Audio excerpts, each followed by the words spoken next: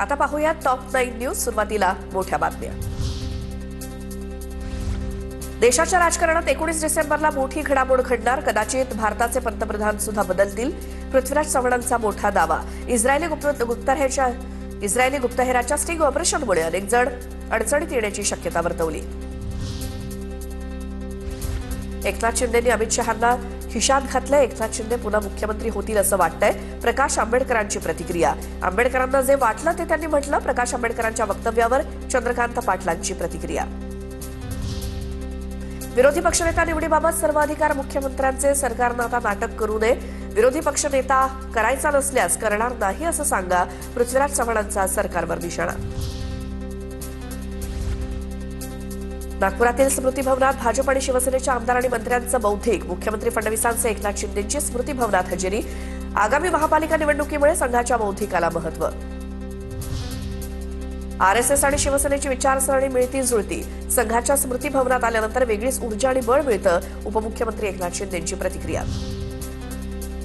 नागपुरातील संघाच्या बौद्धिकाला अजित पवार जाणार नाहीत. आज होणाऱ्या बौद्धिकाला राष्ट्रवादीकडनं कुणीही उपस्थित राहणार नसल्याची माहिती. राज्यातील शालेय पोषण आहारात 1800 कोटींचा घोटाळा करून राहिलेले पैसे निवडणुकीत वापरले. ठाकरेंच्या शिवसेनेचे आमदार कैलास पाटलांचा गंभीर आरोप. बीडच्या माजलगाव परिसरात मंगेश ससाणेंच्या गाडीवरती हल्ला. दोघांवर गुन्हा दाखल झाल्याची धारूर पोलिसांची माहिती. दगडफेक नेमकी कोणी आणि कुठल्या कारणावरून केली हे स्पष्ट नाही.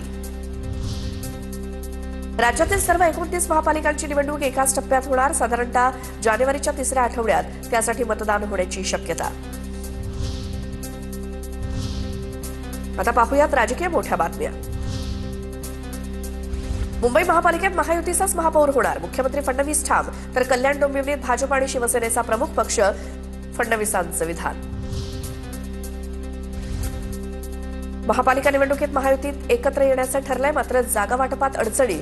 जागा वाटपाचा फॉर्म्युला निश्चित करणं कठीण. त्यामुळे महापौर कोणाचा आणि इतर पदांबाबत काय याबाबत महायुतीत तिढा कायम. ठाणे महापालिकेसाठी अजित पवारांच्या राष्ट्रवादीचा स्वबळाचा नारा. ठाणे पालिकेत राष्ट्रवादीचे किमान 20 नगरसेवक विजयी होतील. राष्ट्रवादीचे ठाणे जिल्हाध्यक्ष नजीबुल्ला यांचा दावा. 42,000 रुपये मिळतात म्हणून एका घरातले 5-5 जण पीएचडी करतात. अजित पवारांचं विधान. तर इतरांना संधी मिळत नाही ही दादांची चिंता बरोबर. फडणवीसांकडूनही दुजोरा. पुणे जमीन व्यवहार होत असताना अधिकाऱ्यांनी नकार द्यायला हवा होता. अधिकाऱ्यांनी त्यावेळी कागदपत्र तपासणं गरजेचं होतं. पत्रकारांसोबतच्या अनौपचारिक गप्पांदरम्यान अजितदादांचं वक्तव्य. अजित पवारांच्या पुत्रानं गुन्हा केलाय. अजित पवारांनी आता रंगसफेदी करू नये. पुण्यातील जमीन प्रकरणावरनं संजय राऊतांची टीका. कल्याण डोंबिवलीत भाजपला किमान 55 ते 60 जागा हव्यात. शिंदेंच्या शिवसेनेचा भाजपच्या मागणीला विरोध होण्याची शक्यता. सूत्रांची माहिती. साताऱ्याच्या सावरी गावात मुंबई क्राईम ब्रांचचा छापा. एमडी ड्रग्ज फॅक्टरीचा पर्दाफाश. 7 आरोपींना अटक. 115 कोटींचा मुद्देमाल जप्त. तर ही जागा उपमुख्यमंत्र्यांच्या जवळच्या व्यक्तीची आहे का? हर्षवर्धन सपकाळांचं ट्विट. तर राजकीय आरोप चुकीचे. पोलिसांकडनं स्पष्ट. सातारा ड्रग्ज प्रकरणी प्रकाश शिंदे नावाच्या व्यक्तीचं नाव पुढे येते. प्रकाश शिंदेंसह आणखी काही नावं समोर. अंधारेंचं वक्तव्य. इतक्या मोठ्या कारखान्याला परवानगी मिळालीच कशी? अंधारेंचा सवाल. आता बघूयात टॉप 9 महत्वाच्या बातम्या. प्रसिद्ध फुटबॉलपटू लिओनेल मेसी आज मुंबई दौऱ्यावर. गोट इंडिया टूरचा भाग म्हणून मुंबईच्या ऐतिहासिक वानखेडे स्टेडियमला भेट देणार. मात्र मेसीचा कुठलाही फुटबॉल सामना होणार नाही. प्रोजेक्ट महादेवाचं उद्घाटन करून मेसी वानखेडे स्टेडियममधून निघून जाईल. लिओनेल मेसीच्या गोट इंडिया टूरमुळे मुंबईतील वाहतुकीत बदल. मरीन ड्राईव्ह, नरिमन पॉइंट तसंच कोस्टल रोडसह अनेक मार्गांवरती एकमार्गी वाहतुकीवरती बहुतांश निर्बंध. तर वानखेडे आणि ब्रेबॉन स्टेडियम परिसरात पार्किंग पूर्णतः बंद. लिओनेल मेसीच्या स्वागतासाठी वांद्रे सीलिंगवरती आकर्षक रोषणाई. फुटबॉलपटू मेसीला पाहण्यासाठी चाहत्यांमध्ये उत्साहाचं वातावरण. दिल्लीच्या रामलीला मैदानावरती आज काँग्रेसचं आंदोलन. मतचोरी विरोधात व्होट चोर गद्दी छोड आंदोलन. राहुल गांधी आणि काँग्रेसचे अध्यक्ष मल्लिकार्जुन खरगे आंदोलनात सहभागी होणार. पुण्यात उद्या भाजप शक्ती प्रदर्शन करणार. मुख्यमंत्री देवेंद्र फडणवीस 3,000 कोटींच्या कामाचं उद्घाटन करणार. पुण्यातील निवडणुकीची भाजप दिशा ठरवणार.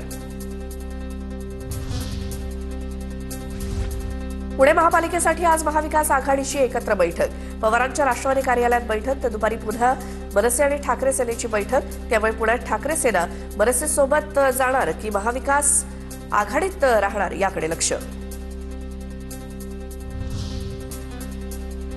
मंत्री चंद्रकांत पाटील यांनी बाबा आढाव यांच्या कुटुंबियांची भेट घेतली।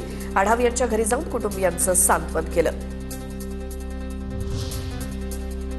सोलापूरच्या करमाळा तालुक्यातील शेळगाव वांगीमध्ये केळी संशोधन केंद्र उभारण्यात यावं। खासदार धैर्यशील मोहिते पाटलांची केंद्रीय कृषी मंत्र्यांकडे मागणी। शिवराजसिंह चौहानांकडनं मागणी पूर्ण करण्याचं आश्वासन।